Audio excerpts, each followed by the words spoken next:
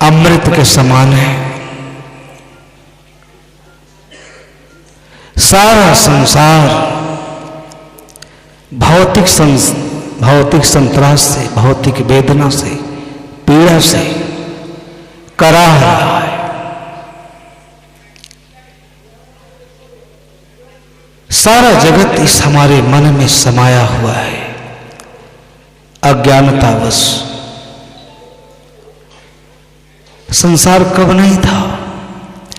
हम नहीं थे तब भी संसार था, हम नहीं रहेंगे तब भी संसार रहेगा। लेकिन हम अपने वर्तमान बहुमूल्य जीवन को, अद्भुत जीवन को, सुंदर जीवन को इस दृश्य जगत में इस प्रकार से आबद्ध कर दिए हैं, उसमें अपनी इतनी आसक्ति बना ली है, ममता बना ली है कि ज्ञान की हमारे जीवन में कहीं संभावना नहीं है। कहा तो ऐसा जाता है कि क्षण भर का सत्संग भी जीवन में ज्ञान का प्रकाशपुंज, ज्ञान की ऐसी ज्योति जला देता है कि जन्मों जन्मों का भोला मानव जन्मों जन्मों के कुसंस्कारों के कीचड़ से क्षण मात्र में हमारी आत्मा, हमारा जीवन पवित्र हो जाता है। आवश्यकता क्या है? पहले सत्संग के महिमा को तो समझे। सारा संसार अज्ञानतावश इस चित्त में समाया हुआ है। इसलिए कि ऋषि ने कहा है, चित्त में वही संसार स्तत प्रयत्नेन शोधेत।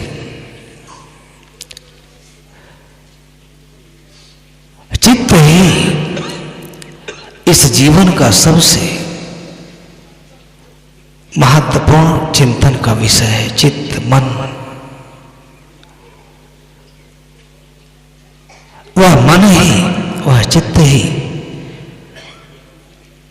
जीवन धारण करने, जीवन त्यागने और जीवन में अनंत दुखों का कारण है। अगर आप चित्त नहीं समझ पाएंगे, चित्त को सुंदर नहीं कर पाएंगे, हमारा बाहरी आवरण जितना है, कुरूप है, सुंदर है, अच्छा है, बुरा है, ये सब हमारे उसी आंतरिक दशा पर निर्भर करता है कि आपने अपने चित्त को कितना सुंदर बनाया है। चित्त में वही संसार स्तुत प्रयत्नेन शोधेत। ऋषि ने कितना सुंदर विचार दिया हमारे लिए। हमारा जो विराट जीवन है, ये पहले इसी चित्त में इसका निर्माण होता है। सारे संस्कार, सारे पदार्थ, सारी भावनाएं, अच्छे बुरे संस्कार सब पहले चित्त में बनते हैं, मन में बनते हैं। सदगुरु कबीर साहब ने तो ऐसा सागर्भित उपदेश दिया है इस विषय में, मन ही को प्रमोदे मन ही को उपदेश, अजो यह मन को बस करे शीश हो सब देश। लेकिन अनेकों यत्न करने के बाद, अनेकों उपाय करने के बाद, सद्धर्म के सुंदर सुंदर पदों को हृदय में धारण करने के बाद भी हम अपनी सभी प्रकार की उन्नतियां कर लेते हैं, लेकिन चित्त को सुंदर नहीं बना पाते, मन को सुंदर नहीं बना पाते। मन में हमेशा इस संसार के अध्यास का कूड़ा कचरा भरा रहता है। इसलिए हमारा अद्भुत जीवन, सुंदर जीवन। देखिए सदगुरु कबीर साहब के संदेश की महिमा क्या है हमारे लिए। उन्होंने अपने संपूर्ण जीवन दर्शन में मनुष्य को सुंदर जीवन यापन करने की बड़ी सुंदर युक्ति बताई है, लेकिन मन आड़े आ जाता है। हम सबको सुंदर बनाते हैं, सुंदर कपड़ा पहनते हैं, सुंदर गहना पहनते हैं, अच्छा भोजन करते हैं, परंतु अपने मन को अच्छा नहीं बना पाते, चित्त को सुंदर नहीं बना पाते। इसलिए हमारे जीवन में तमाम तरीके की अव्यवस्था, राग, द्वेष, ईर्ष्या, कलह, ये सब दोष प्रवेश कर जाते हैं। अगर चित्त सुंदर हो, चित्त पवित्र हो, मन पवित्र हो, तो इसमें ये विकार प्रवेश नहीं कर पाएंगे। सत्संग क्या है? आपका संरक्षक है, पहरा देता है। ये मन का अनंत जन्म का स्वभाव है। ये गंदी चीजों पर दौड़ दौड़ के जाता है, उसका इतना अध्यास प्रबल है। ज्ञान सुनने के बाद ही वो जानता है खराब है, इसमें हमारा कोई हित नहीं, फिर भी जाता है। इसलिए सत्संग सुनना कब सार्थक है? जब हमारा चित्त सुंदर हो, चित्त निर्मल हो, चित्त में सुंदर संस्कारों का, इसको गौतम ने अपनी भाषा में व्यायाम कहा है। व्यायाम सूर्य दंड को नहीं कहते। बड़ी अनूठी बात कही अध्यात्म जगत में। मनुष्य को व्यायाम करना चाहिए। व्यायाम से क्या मतलब है? 4 प्रकार के आश्रय हैं। काम आश्रय, भाव आश्रय, दृष्ट आश्रय, अब अविद्या आश्रय। ये महामैल है। इस मैल को धोते धोते जीवन बीत जाता है, लेकिन ये चारों आश्रयों को हम नहीं धो पाते। इसलिए जीवन में सत्संग की आवश्यकता है। सत्संग सुनते हुए भी आदमी कैसे दूर जाकर घायल हो जाता है, गिर जाता है, पतित हो जाता है। इसलिए बड़ा गंभीर विचार हमारे ऋषि ने दिया। सब कोई ठीक होता है, लेकिन हमारा मन ठीक नहीं होता। मन ठीक न होने के कारण हमारा सारा बाहरी आवरण, सारा व्यक्तित्व, सारा जीवन मूल्य विहीन हो जाता है, उसका कोई अर्थ नहीं रहता। जीवन में कैसे दोष आते हैं, उदाहरण लें। रजनीश ने लिखा है कि ये कलकत्ते में सेठ थे, बहुत धर्म परायण थे, धर्म में बहुत श्रद्धा रखते थे, विश्वास रखते थे, जैसे आप लोग कितनी श्रद्धा भाव से बैठे। लेकिन यहां बैठना कब सार्थक होगा? जब हम भौतिक संतरास से ऊपर उठ जाए। समस्त दुखों के मूल में जो अज्ञान है, जो अविद्या जन संस्कार है,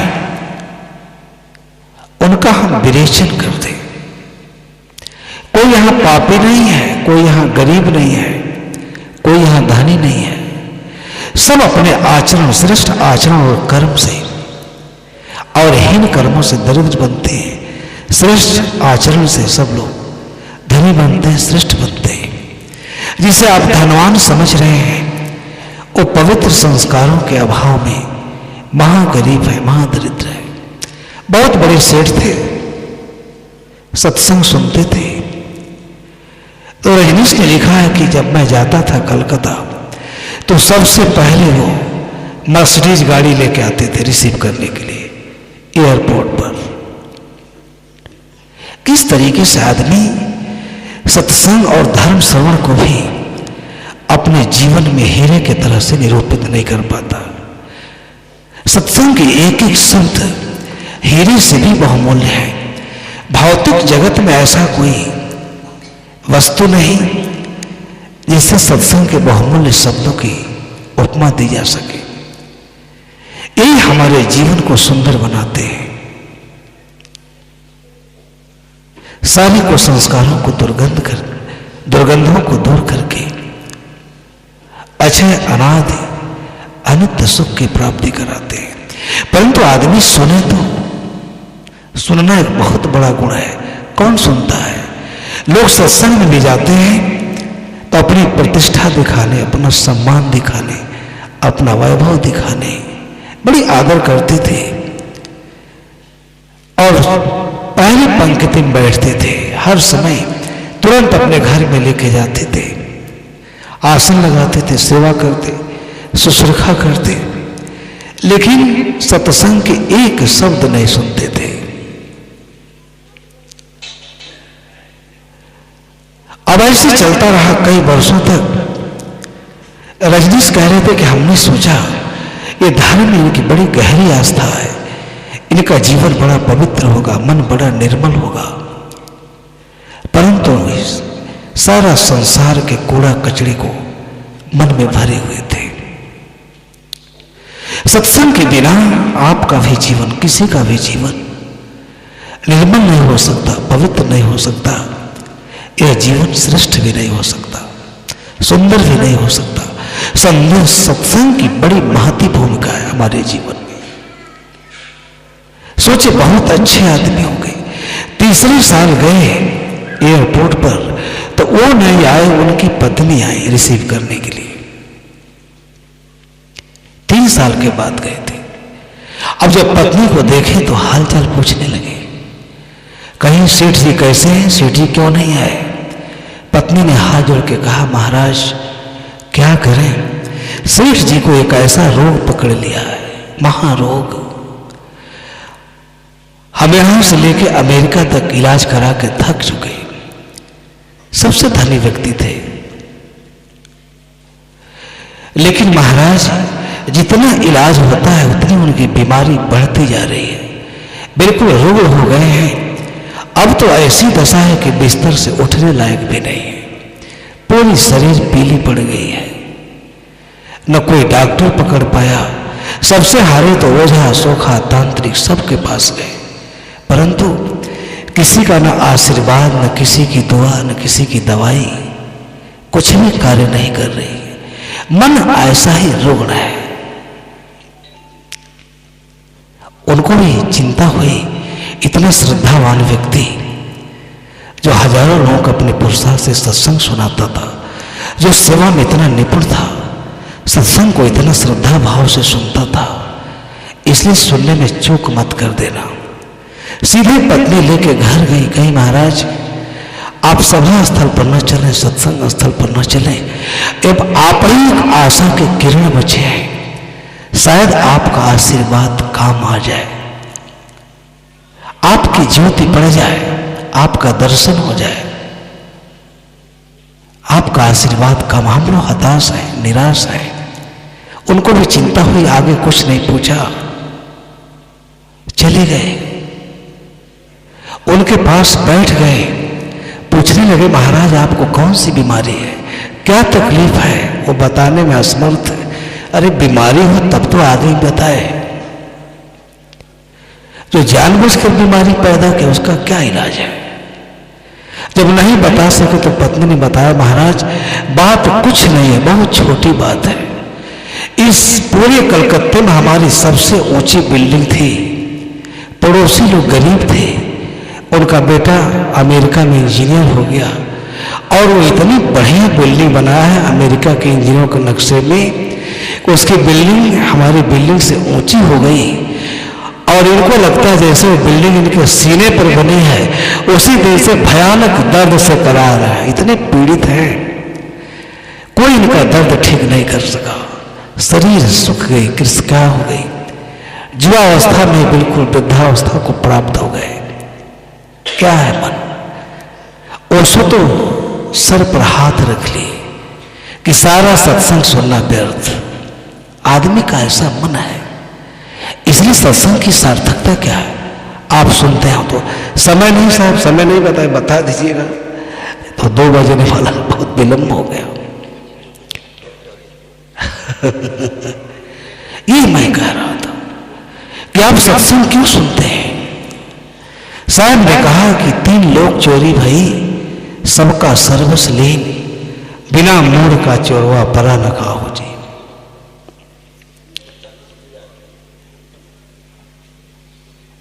तो ये मैं कह रहा था, आप इतने श्रद्धा भक्ति से अपना समय, बेशकीमती समय, तमाम सारे काम काज को छोड़ करके जहां होता है सत्संग वहां चले जाते हैं। इस भाव से तो नहीं जाते कि कोई महाराज कथा सुनाएंगे, नहीं, चित्त के प्रवृत्तियों का निरसन करना चाहिए।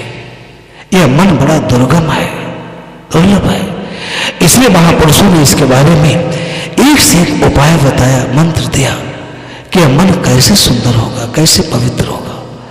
आदमी सब कुछ करता है, लेकिन मन में जो खोट है, मन में जो दोष है, हमारे जीवन की सारी बीमारी पहले मन में प्रवेश करती है। मन ठीक नहीं तो कुछ भी नहीं ठीक। इसलिए सत्संग में चित्त में वही संसार स्तत प्रयत्न शोधे। चित्त से ही आवागमन है।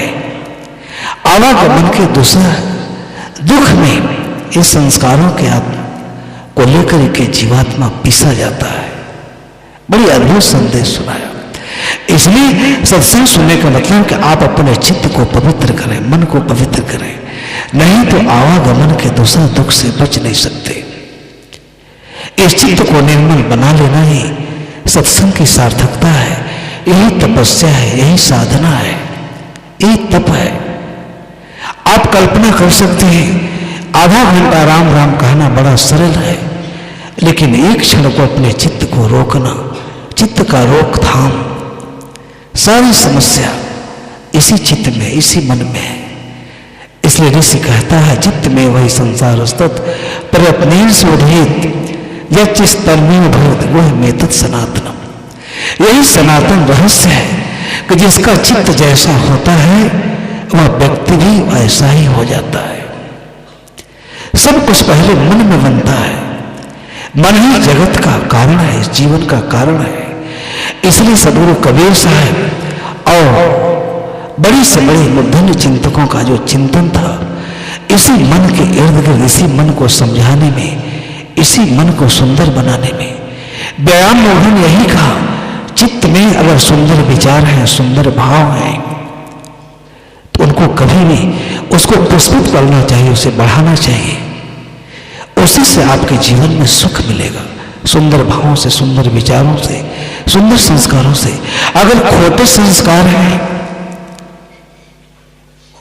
खोटे संस्कारों से लड़ना, एक युद्ध में तो आप विजय प्राप्त कर सकते हैं, लेकिन मन में, जीवन में जो खोटे संस्कार हैं, तो दुर्व्यसन है, जो दुर्विचार है, जो दुर्गुण है,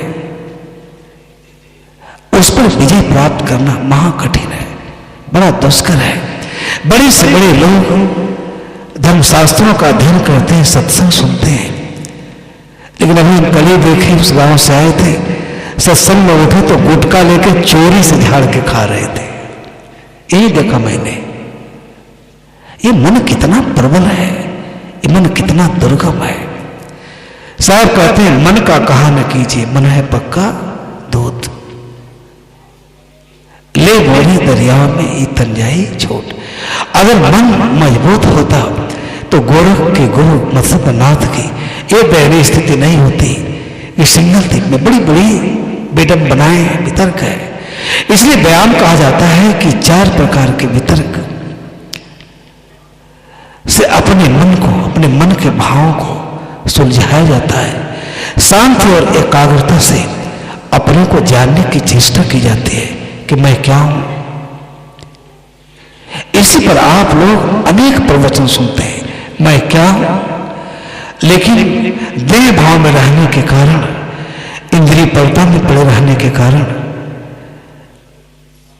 इंद्रियों और मन के संयोग में गुथे रहने के कारण हम निरोग नहीं हो पाते, आरोग्य नहीं हो पाते, या व्यायाम नहीं कर पाते। शांति और एकाग्रता से अपने को जानने की कोशिश करना सत्संग ये सुंदर अवसर उपलब्ध कराता है। सारी सृष्टि को भी आप जान के क्या करेंगे? आप चंद्रमा पर पहुंच जाइए, चांद पर पहुंच जाइए, सूरज पर भी पहुंच सकते हैं, अनंत की यात्रा कर सकते हैं, लेकिन सौ को ना जानने के बिना आज सारा संसार दुखी है। अगर सौ को जान लेता, इतना बढ़िया बढ़िया विचार उपनिषदों में आया है, लेकिन सब सुन करके हम मिट्टी कर देते हैं, व्यर्थ कर देते हैं। जिसमें सर्वाणि भूतान आत्मभूत विद्यानता तत्र का मोह का शोका एकत्व मन प्रसिद्ध। उस एक को जो जान लेता है, लेकिन जब तक मन के भावों को नहीं सुलझा लेंगे, शांति और एकाग्रता से अपने को नहीं जान पाए मैं क्या हूं, ये बड़ा दुर्लभ विषय है। सौ को जानना, हजारों सत्संग सुनने के बाद भी व्यक्ति सब कुछ जानता है, लेकिन सौ को नहीं जानता है। इसलिए वो अज्ञानता और अविद्या से घिरा रहता है। अविद्या मिट जाए, इसलिए मैंने कहा ना 4 प्रकार का भाव। काम आश्रय, हमेशा कामनाओं में डूबे रहना, व्यर्थ की कामनाओं में, ये कर लूं, वो कर लूं, ये पालूं, वो पालूं, नौकरी, बढ़िया नौकरी पा जाऊं, मंत्री पद पा जाऊं, मुख्यमंत्री बन जाऊं, ये कामनाएं हमेशा व्यतीत करती रहती हैं, व्यर्थ की कामनाएं। जैसे कामना उपजती है, उस कामना में आप बह जाते हैं, वैसा ही आपका चित्त हो जाता है, वही आप हो जाते हैं। इसलिए काम आश्रय, कामनाओं पर विजय प्राप्त करो, इच्छाओं पर विजय प्राप्त करो। इच्छा होनी चाहिए, लेकिन वो शुभ कर्मों की हो, पवित्र कर्मों की हो, जिससे आपके जीवन से दिग दिगंतर में सुंदर संदेश जाए, अच्छा संदेश जाए। दूसरा आदमी अगर कामनाओं पर विजय प्राप्त कर लेता है तो भाव आश्रय को नहीं जीत पाता, यहां के सुख से संतुष्ट नहीं हुआ, अब स्वर्ग की कामना करने लगता है, परलोक के लिए कामना करने लगता है, परलोक के सुख के लिए, सुंदर जीवन के लिए, आरोग्यता के लिए, हमारे लिए बुढ़ापा ना आए, सदा जवान रहे। जीवना का महारोग पकड़ लेता है। ये जीवन का स्वभाव मृत्यु है, उसमें जीवेशना के लिए कहां जगह है। ज्ञान, परम ज्ञान में तो यह अनुभूति होती है कि ऐसा जीवन जितना जल्दी छूट जाए उतना ही अच्छा है, परंतु भाव आश्रय में इस जीवन को नष्ट कर देते, भाव की कामना करते करते। दृष्टाश्रय एक महारोग है। हमारी परंपरा ठीक, हमारा भगवान ठीक, दृष्टिकोण, अपने दृष्टिकोण में सदा भूले रहना, सदा खो जाना, दूसरे के दृष्टिकोण का सम्मान न करना। जब तक दूसरे के दृष्टिकोण को, दूसरे की परंपरा का, दूसरे का शास्त्र का आप आदर नहीं करते, तब तक आप निर्भ्रांत नहीं हो सकते, आप निर्णय वचन नहीं कर सकते। और अविद्या तो महा दुख की खान है। इसलिए सत्संग में इन चारों भावों से ऊपर उठने की प्रेरणा मिलती है। कहां कर पाता है आदमी। एक बार गौतम जा रहे थे तो उनके एक शिष्य थे, बड़े योग्य शिष्य थे, बहुत दिन तक साधना किया। एक दिन बुद्ध ने कहा कि जो तुम हमारे सानिध्य में जो ज्ञान उपलब्ध किए हो, इसे दुनिया का अज्ञानता दूर करो। दुनिया में बड़ी मूढ़ता है, अज्ञानता है, तुम जाओ। उन्होंने कहा मुझे तो आपके आदेश की बस प्रतीक्षा थी। लेकिन बड़ी अनूठी बात गौतम ने पूछा कि ठीक है, हमारा आदेश है, बताओ कहां जाओगे। उन्होंने कहा महाराज, एक सूखा नाम का प्रदेश है, मैं वहीं जाऊंगा। वहां के लोग बड़े बर्बर हैं, असभ्य हैं, नीच हैं, बड़ा पापी हैं, मलिक्ष हैं, दुराचारी हैं, विषय व्यभिचारी हैं, हिंसक लोग हैं। बुद्ध ने कहा तो तुम्हारा निर्णय बड़ा गलत है, लेकिन जाना चाहते हो तो जाओ। ये बताओ, अगर वहां लोग जाओगे और तुम्हें लोग गाली देने लगे, कटु वचन कहने लगे, तुम क्या करोगे। उन्होंने कहा महाराज, आप भी ऐसा कहते हैं, मैं सोचूंगा कि ये कितने अच्छे लोग हैं कि केवल गाली ही दे रहे हैं, ये तो मार भी सकते हैं मुझे। गौतम ने कहा अगर तुझे मारने लगे तब क्या करोगे। कहीं मेरे मन में उनके प्रति बड़ा हार्दिक प्रशंसा का भाव आएगा। इतने बर्बर और असभ्य लोग ये मेरे जीवन की हत्या कर सकते थे, ये केवल मार ही रहे हैं। उन्होंने कहा सपोज करो अगर तुम्हारी हत्या ही कर देंगे तब तुम्हारे अंदर कैसा भाव आएगा। उसने कहा महाराज, मैं उनको बड़ा धन्यवाद ज्ञापित करूंगा, उन्होंने ऐसे जीवन को समाप्त कर दिया जिस जीवन में ज्ञान के बाद भी कुछ पाप के बीज है, रोग के बीज है, बुढ़ापे के बीज है, वो कभी रोक सकते हैं। मैं उन्हें धन्यवाद दूंगा। ऐसे लोगों के प्रति मेरे मन में कोई ऐसा बुरा भाव नहीं आएगा। मैं उन्हें धन्यवाद ज्ञापित करूंगा कि एक ऐसे जीवन से मुक्ति मिल गई जिस जीवन में बुढ़ापे का बीज है, रोग का बीज है, जन्म आदि जन्य दूसरा दुखों का बीज है, कभी भी जम सकता है। बुद्ध ने उनके पीठ पर हाथ रखा, कहा अब जाओ, अब तुम योग्य हो, तुम उन सभी लोगों को उपदेश दे सकते हो, सबको तुम सबकी अज्ञानता को दूर कर सकते हो।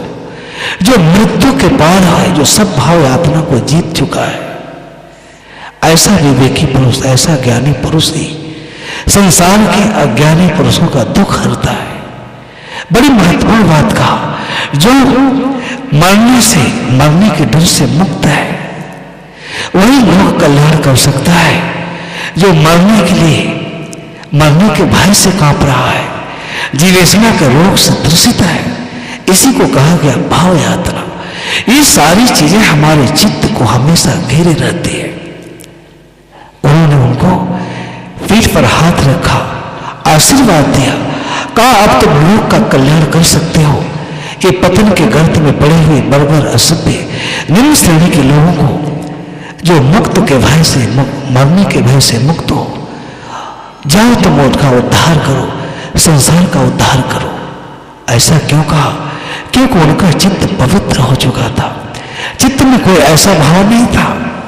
इसलिए ऋषि कहता है कि जब तक हमारा चित्त पवित्र नहीं होता, मन पवित्र नहीं होता, ये आवागमन का कारण है, अनंत दुखों का कारण है, वर्तमान में भी और इसके बाद में जो जीवन है उसके लिए कारण। इसलिए इस मन को शुद्ध करना, पवित्र करना ही सत्संग सुनने का लक्ष्य होना चाहिए।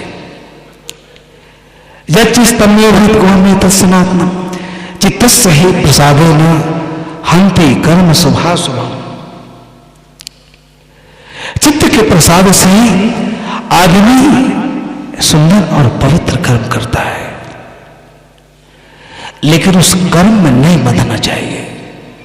साधारण ऐसा होता है कि हम पाप से छूटते हैं तो पुण्य में बंध जाते हैं।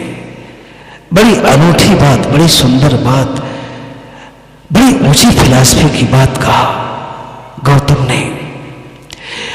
हमारे पास जो हम ज्ञान हो जाता है तो हम अपना कल्याण न करके लोगों के कल्याण का डींग हाँकते हाँकते हम खुद घोर अंधकार में घिर जाते हैं।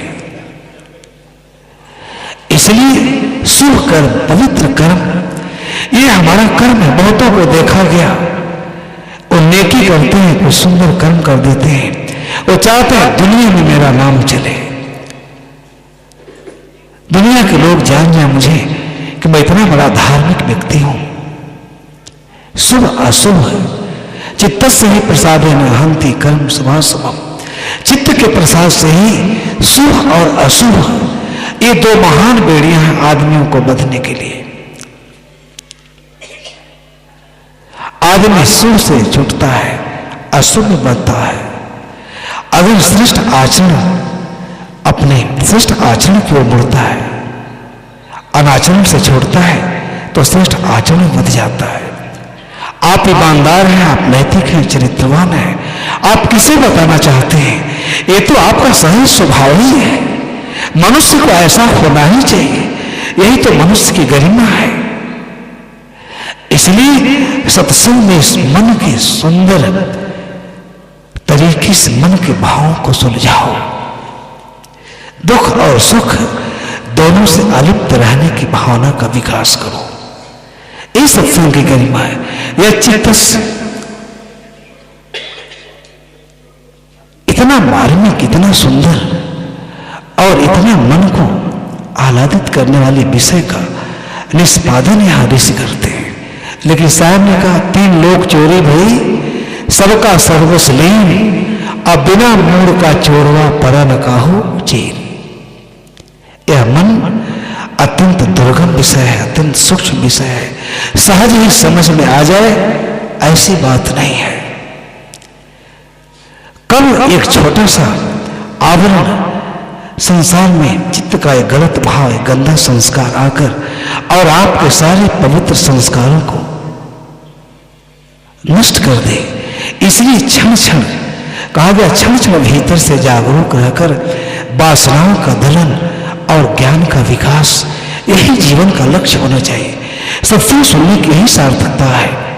अगर सत्संग सुनने के बाद भी मन के दोष नहीं गए, मन पवित्र नहीं हुआ, मन में जो वासना है, प्रबल वासना, संसार की वासना, वह नहीं मिटी, वही समस्त दुखों का कारण है। इसलिए वासनाहीन मन, समस्त वासनाओं को निवृत्त करके चित्त को इतना सुंदर बनाओ, इतना पवित्र बनाओ, ये सत्संग सुनने की सार्थकता है। दक्षिण के एक विचारक थे, बहुत सुजोग्य ब्राह्मण थे, बहुत धर्मपरायण थे। आदमी साध में इसमें सत्संग करते हुए, सत्संग सुनते हुए भी किस तरीके से अपने मन के भावों को नहीं सुलझा पाया। मैंने कहा ना, सत्संग की सार्थकता क्या है? क्षण क्षण भीतर से जागरूक रहकर वासनाओं का दलन और ज्ञान का विकास। क्षण भर के लिए अगर ज्ञान से आप विरत हुए, अज्ञान का आवरण घेर लेता है। आप संतों के जीवन को देखिए, थोड़ी सी लोभ की वासना प्रबल हुई, धन की वासना प्रबल हुई, सम्मान की भूख जगी, अपना सारा ज्ञान, ज्ञान की ज्योति बुझ गई। इसलिए प्रेमी सज्जनों, सत्संग को बड़ी गंभीरता से श्रवण करना चाहिए। भीतर से, बाहर से जागने से कुछ नहीं होगा। सारा जगत सोया हुआ है किसमें? मोह के प्रगाढ़ चिर निद्रा में। उसी से जगने का ही संदेश सुनाया जाता है। अगर आप नहीं जगे, ज्ञान का विकास नहीं किया, अगर आपने असावधानी पूर्वक जीवन जिया, तो इस जीवन ही दुरूह हो जाता है। इस जीवन का पथ, इस जीवन का मार्ग आप भटक जाते हैं, रास्ता भटक जाता है। तो कबीर भगवान चेट्टियार मुरुगन के बहुत बड़े भक्त थे, तमिलनाडु की कथा है। बंद कर दे साहब जी। हाँ हो गया, हाँ हो गया। अच्छा अच्छा, तो बच गया। बहुत बड़े भक्त थे। उनके वहां एक प्रपंची साधु का भेष बनाकर, पूरा राख लपेटे, भभूत लगाए और शिवाचारी था, शिव का भक्त था, वो भी शिव के भक्त थे। बहुत दानवीर पुरुष थे। उनकी दानशीलता की महिमा पूरी दुनिया में फैली हुई थी, चारों तरफ। अब लोग श्रद्धावान व्यक्ति के साथ में कितना छल करते हैं। धर्म को समझना, धर्म की भावनाओं को समझना, सुनना एक अलग बात है, लेकिन समझना बड़ा कठिन है। इसलिए गोस्वामी जी ने कहा, कहत कठिन समझत कठिन, साधत कठिन विवेक, हुई गुणाक्षर न्याय जो पन प्रत्युह अनेक। पहले तो ज्ञान कहने में कठिन है, उससे कठिन सुनना है। सुन भी लिया तो उसको जीवन में साधना उससे भी कठिन है। अगर साध लिया, ज्ञान हो गया, तो उस ज्ञान को बनाए रखने में अनेकों विघ्न है। इसीलिए उसी विघ्न के निवारण के लिए ज्ञान प्रखर रहे, यह विलक्षण जीवन का हम सदुपयोग करते रहे। इसलिए सत्संग की आवश्यकता है। अब हम साधु सवेरे भस्म लगाए, त्रिपुंड लगाए, कमंडल लिए, मुर्गा का रट लगाते उनके यहां पहुंचा। उन्होंने बड़ा आदर किया, बड़े योग्य व्यक्ति थे। सुबह सुबह महाराज आपने अपना दर्शन देकर मुझे कृतार्थ किया, हम तो धन्य धन्य हो गए, कृत्य कृत्य हो गए। मन में इतना रोग है, मन इतना दुर्गम है, इसी मन को सत्संग में समझा जाता है। अब आदर किए, पूछे हालचाल, बताइए महाराज कहां से पधारे? मेरा सौभाग्य उदय हुआ, आपने अपना सुबह सुबह पावन दर्शन दिया। ठीक है बैठिए। कहे महाराज मैं बहुत बड़े अभिलाषा के आया हूं, आप बड़े नेक दिल आदमी हैं, आपकी मैंने बड़ी प्रशंसा सुनी। मैं भी भगवान शिव का भक्त हूं और आप तो भगवान शिव का साक्षात रूप ही है। भक्ति भावना के क्षेत्र में बड़ी वितंडा बात है। कहे हाँ महाराज बताइए, अपनी इच्छा बताइए, आप किस भावना से आए? कहे महाराज मैं भगवान शिव का, भगवान मुरुगन का एक मंदिर बनवाना चाहता हूं, लेकिन मेरे पास कुछ है नहीं, और आज मैं बहुत चिंताग्रस्त होकर सो गया तो भगवान ने मुझे दर्शन दिया और कहा आप चले जाओ, वो ब्राह्मण मेरा भक्त है, बहुत धनवान है, वैद्य है, सेठ है, अपार धन संपदा में उसे दिया हूं, उससे मांग लेना और अपनी इच्छा पूर्ति कर लेना, हमारा मंदिर बनवा लेना, भजन करना। महाराज मैं इसी भाव से आया हूं। वो कुछ पारखी थे, विवेकी थे, अत्यंत करुणा से देखे और कहे महाराज आप निवास करें, आपके श्रद्धा का सम्मान होगा, आपकी इच्छा का सम्मान होगा, कल मैं आपसे मिलूंगा। अब वो व्यक्ति रात भर सो नहीं सका कि कहां चला गया आदमी, एक थोथा आश्वासन देके क्या पता आएगा नहीं आएगा, रात भर, क्योंकि मन पवित्र नहीं था, मन में ओछे भाव, ओछे विचार, क्षुद्र विचार लेकर आया था। सुबह सेठ जी पहुंचे, हाल चाल हुआ, कहा महाराज कहिए कोई आपको परेशानी तो नहीं हुई, दिक्कत तो नहीं हुई? कहे नहीं महाराज कुछ नहीं हुआ, लेकिन महाराज मैं अब रोकूंगा नहीं, अब मुझे आप जल्दी विदा कर दीजिए। कहे हाँ महाराज इसीलिए मैं भी दौड़े दौड़े आया हूं, लेकिन एक बात है, बैठिए। भगवान ने आप ही की तरह से मुझे भी आज रात में स्वप्न दिखाया, लगता है सही आप भगवान की आराधना करते। कहा महाराज क्या कहा? भगवान ने कहा ठीक है, मंदिर में बहुत पैसा लगेंगे, ये जो सामने ताड़ का पेड़ है इसी के नीचे धन संपत्ति है, आप खुदवा लीजिए, ले लीजिए, खूब बढ़िया मंदिर बनवाइए। तो कहे महाराज मुझे एक शंका है, अगर न मिले तब क्या होगा? कहे यही शंका तो मुझे भी हुई स्वप्न में। मैं पीछे दौड़ करके भगवान के पास गया कि महाराज अगर ये सपने की बात है, आप सपना दे रहे हैं, अगर नहीं मिलेगा तब मैं क्या करूंगा? तो भगवान ने बड़ी अद्भुत बात बताया। भगवान ने कहा अगर धन ना मिले तो उस भगत को ही गाड़ दीजिएगा। इतना सुनते ही अपना लोटा सोटा लेकर भाग करके खड़ा हो गया। समझे? ये मन की दास्तां है, जो दूसरे को छलना चाहते हैं। इतना भी ज्ञान नहीं कि मैं अपना कितना पतन कर रहा हूं। इसलिए मन के भाव को समझना, ये साधु भेष में भी दगा दे देता है। लोग साधु का स्वांग रज, कभी तो आप रोज साखी सुनते हैं, पूरा सदगुण ना मिला और मिली अधूरी सीख, अस्वांग जतन के पहर के घर घर मांगे भीख। इसलिए हमारा ज्ञान बिल्कुल प्रखर होना चाहिए, शुद्ध होना चाहिए, निर्मल होना चाहिए, और उसके लिए जरूरी है कि पहले हमारा मन निर्मल हो, मन पवित्र हो, मन शुद्ध हो। इसलिए ऋषि कहता है कि मन से ही आवागमन है। आप हमेशा इस मन को शुद्ध रखें, पवित्र रखें, मन में अच्छा भाव रखें, मन में अच्छा विचार रखें, मन में सेवा का भाव हो, तपस्या का भाव हो, परोपकार का भाव हो, दया का भाव हो। यही सब भाव जब चित्त में रखे रहेगा, प्रसन्न आत्मा बने स्थिरा सुखम च मसुते, ऐसा व्यक्ति क्या होगा? अपने हृदय अंतरात्मा में स्थित होकर जिसका मन पवित्र हो जाता है, निर्मल हो जाता है, जो शुभ अशुभ कर्मों से ऊपर उठ जाता है, वह अपने अंतरात्मा में स्थित होकर आत्यांतिक अनंत और आत्यांतिक सुख की प्राप्ति करता है। इसलिए सत्संग क्या है? हमारे चित्त को, मन को निर्मल और पवित्र बनाने का साधन है। हम भक्त होकर, साधु होकर बगैर अपने मन को निर्मल नहीं बनाए, चित्त को निर्मल नहीं बनाए तो हमारा दुर्भाग्य है। तब मेरा समय हो गया है, साहेब जी का प्रवचन होगा। अब इन्हीं चंद शब्दों के साथ आप लोगों ने बड़ी प्रेम से, धैर्य से मेरी बात सुनी। आप लोगों को बहुत बहुत धन्यवाद देते हुए, सब संतों को साहेब त्रैबार बंदगी करते हुए मैं अपनी वाणी को ही विराम देता हूँ। प्रेम से बोलिए श्री सद्गुरुदेव की।